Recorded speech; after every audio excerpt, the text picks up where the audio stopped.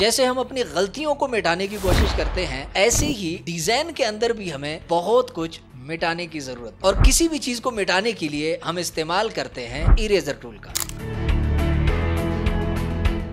अस्सलामुअलैकुम वरहमतुल्लाहि वबरकातुहू। जी, उम्मीद है आप तमाम अहबाब खैरियत से होंगे। अकेडमी से जाजुल्लाह खान हाजिर खिदमत है, और आज की वीडियो में हम पढ़ने जा रहे हैं Urdu and Arabic graphic designing course का सबक नंबर 18। और आज के सबक में हम पढ़ने जा रहे हैं इरेजर टूल, नाइफ टूल और इस तरह के कुछ और टूल्स को। तो आइए चलते हैं हम कंप्यूटर की स्क्रीन पे और देखते हैं इन टूल्स को। जी, तो हम कंप्यूटर की स्क्रीन पे आ चुके हैं। यहाँ पे अगर आप देखें तो मैंने एडोबी इलस्ट्रेटर ओपन किया हुआ है, और यहाँ पे मेरे सामने और जो है ना टूल जो आ रहे हैं, जो आज के सबक हमने पढ़ने हैं, वो इरेजर टूल है, और इसी तरह सीजर्स टूल है और नाइफ टूल है। इन तीन टूल को आज के सबक में हम पढ़ने जा रहे हैं। सबसे पहले हम देख लेते हैं कि इरेजर टूल का काम क्या है। इरेजर के माना से ही आपको पता चल रहा है, अगर आपको इंग्लिश थोड़ी बहुत समझ आती है, कि इरेजर किसे कहते हैं, और रबड़ को कहते हैं, किसी भी चीज़ के मिटाने वाले टूल को कहते हैं, ठीक है। तो उसके लिए हम इरेजर टूल का यूज़ करते हैं। इसको समझने के लिए हम ऐसा कर लेते हैं कि जैसा कि मैं यहाँ पे यहाँ से एक बॉक्स लेता हूँ और एक शेप ले लेता हूँ कुछ इस टाइप की, ठीक है, और इसके अंदर के एरिया को भी मैं फिल कर देता हूँ, ठीक है। और फिल करने के बाद इसका स्ट्रोक भी मैं थोड़ा सा बढ़ा देता हूँ, और इसके स्ट्रोक का कलर भी हम चेंज कर देते हैं, ठीक है। कुछ ये वाला या ये वाला रख देते हैं।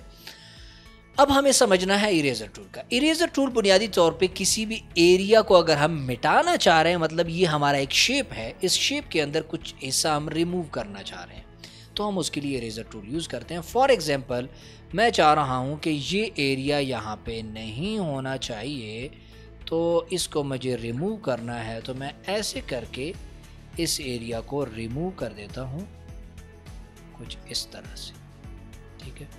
अब जैसे ही मैं अपना माउस छोड़ूंगा और माउस का बटन ये छोड़ दूंगा, तो आप देखेंगे कि ये एरिया गायब हो चुका है, ठीक है।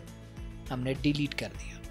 समझ आ गया? कोई भी चीज़ आपने किसी भी शेप में से कुछ हिस्सा, कुछ पार्ट, कोई जगह डिलीट करनी है, तो वो इरेजर टूल की मदद से आप इजीली कर सकते हैं। नेक्स्ट टूल की तरफ हम जाते हैं, वहां पे है सीजर टूल, यानी कैंची। कैंची बनी हुई है, तो कैंची के ऊपर अगर आप क्लिक करते हैं, तो कैंची बुनियादी तौर पे क्या करती है कि कैंची का काम ये होता है कि वो दो चीज़ों को बीच से अलग कर देती है, ठीक है। ये कागज़ है और यहाँ से हम कैंची चलाते हैं तो ये अलग हो जाता है, ठीक है। तो इस टूल का बुनियादी तौर पे जो काम होता है, वो दो चीज़ों को दो पार्ट, एक चीज़ को दो पार्ट में डिवाइड कर देता है, ठीक है। और कैंची अगर किसी कपड़े को काटता है, तो कपड़े के साइडों पे अगर कोई फीता वगैरह लगा हुआ है डिज़ाइन के लिए, तो वो बीच जहाँ से कट जाता है वहाँ फीता नहीं होगा, कैंची ने काटा है, ठीक है, उसको प्रॉपरली डिज़ाइन नहीं किया गया। तो सेम यहाँ पे भी होता है। तो मैं क्या करता हूँ कि यहाँ से ये सीजर टूल लेकर मैं इस यहाँ का जो डॉट है इस पर क्लिक करता हूँ और इस पर क्लिक करता हूँ, ठीक है। और क्लिक करने के बाद मैं इसको अगर पार्ट को अलग करूँगा, तो आप देखेंगे कि ये एक अलग पार्ट हो गया है। कैंची की मदद से हमने इसको काट दिया है। यहाँ पे एक और चीज़ भी आप समझते चले जाएं। उमूमन डिज़ाइनर क्या करते हैं कि सीजर टूल का जब यूज़ करते हैं, तो कुछ इस तरह से, जिस तरह से हमने इरेजर टूल का यूज़ किया ऐसे ही कर रहे होते हैं, और उसकी वजह से बीच में कट नहीं लगता।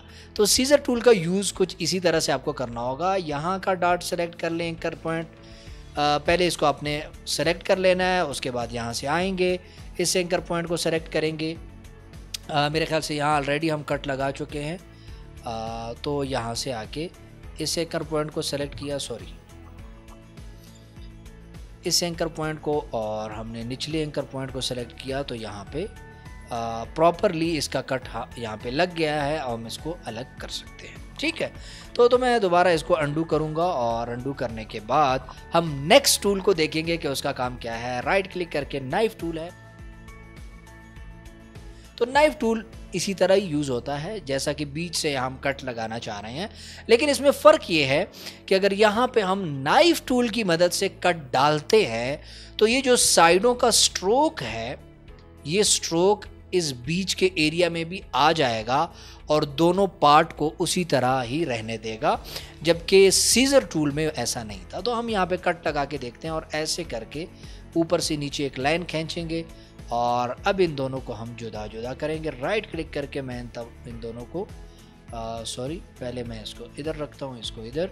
तो अब आप देख रहे हैं कि यहाँ पे भी स्ट्रोक मौजूद है, यहाँ पे भी स्ट्रोक मौजूद है, जबकि सीजर टूल में ऐसा हमारे लिए पॉसिबल नहीं था। तो उम्मीद है आज के सबक में आपको ये तीनों टूल अच्छे से समझ आ गए होंगे और आपने इनको समझ लिया होगा। वीडियो पसंद आई है तो चैनल को अभी के अभी सब्सक्राइब कीजिए, वीडियो को लाइक भी जरूर कीजिए। कोई चीज आपको समझ नहीं आई तो उस हवाले से आप कमेंट बॉक्स में कमेंट कर सकते हैं। अपने दोस्तों के साथ भी ये सीरीज शेयर जरूर कीजिए। इंशाल्लाह मिलते हैं हम नेक्स्ट वीडियो में, तब तक के लिए मुझे अपने दुआओं में याद रखें।